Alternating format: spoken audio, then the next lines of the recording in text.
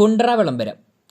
കുണ്ട്ര വിളംബരം പുറപ്പെടുവിച്ച വർഷം 1809 ജനുവരി 11.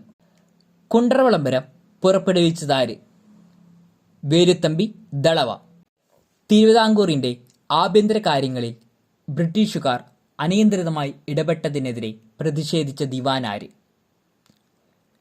വേലുത്തമ്പി. കുണ്ട്ര വിളംബരത്തിലൂടെ വേലുത്തമ്പി ദളവ ജനങ്ങളോട് ആഹ്വാനം ചെയ്തതെന്ത്? ബ്രിട്ടീഷുകാർക്കെതിരെ ആയുധമെടുത്ത് പോരാടാൻ. തിരുവിതാംകൂറിന്റെയും കൊച്ചിയുടെയും സംയുക്ത സൈന്യം ഏത് ബ്രിട്ടീഷ് റെസിഡന്റിന്റെ വസതിയാണ് ആക്രമിച്ചത്? മെക്കാളയുടെ. ബ്രിട്ടീഷുകാർക്കെതിരെ പോരാടിയ കൊച്ചി ദിവാൻ ആര്? പാലിയത്തച്ഛൻ. വേലുത്തമ്പി ദളവ ജീവത്യാഗം ചെയ്തതെവിടെ?